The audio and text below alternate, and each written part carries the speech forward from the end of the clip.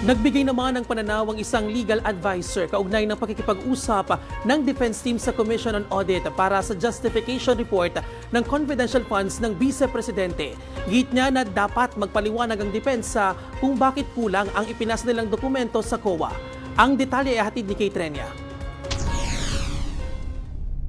May conflict of interest umano ang defense team. Yan ang isa sa mga isyong lumutang sa ika-13 araw ng impeachment trial. Hinggil ito sa hiling na audit query ng depensa sa Commission on Audit imbis na audit observation memorandum sa liquidation ng confidential funds ng BICE. Tinitignan ito ng isang senator judge bilang posibleng conflict of interest dahil kasama mismo si Attorney Michael Powa sa pagkikipag-usap sa COA. Sa panayam ng 13 Mornings kay Attorney Rufino Policarpio III ng Policarpio and Accorda Law Office at UAMP Law Faculty member, masasabing highly questionable at improper ang action ni Attorney Powa.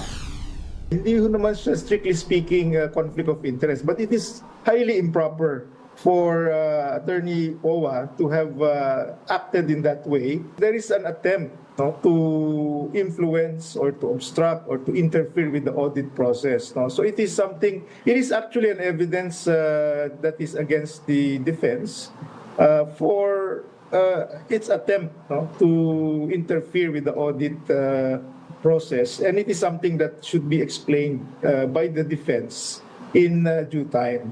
Mainit na usapin din ang mga pangalang nakatanggap ng confidential funds ng BICE. Ayon kay Attorney Policarpio, dapat pagtuunan ng pansin ito dahil kailangan malaman ang dahilan kung bakit hindi nakakapag-comply ang Office of the Vice President sa mga hinihinging dokumento para sa liquidation report.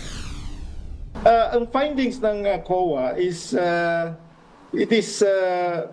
meron silang non-compliance, and it's not just a matter of naming the confidential names or the persons, but it is really the overall conduct of the Office of the Vice President that resulted in the audit observation memo, later on the suspension notice, and then the disallowance notice. There is a lot of explaining to do on the part of the Office of the Vice President or the defense on why they were not able to follow or comply with the law. And that is something that is now a big burden on the part of the defense. Anya, napunta na sa defense team ang bigat ng pagpapaliwanag sa impeachment trial dahil kailangan mailatag ng depensa ang rason kung bakit kulang ang kanilang naipasang dokumento.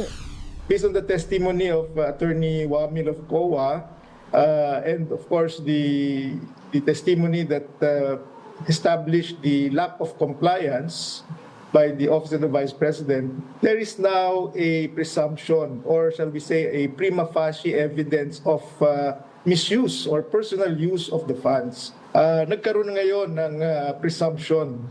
And that is why the burden shifts heavily now against the defense to be able to explain that and to be able to disprove the presumption that is now existing against them.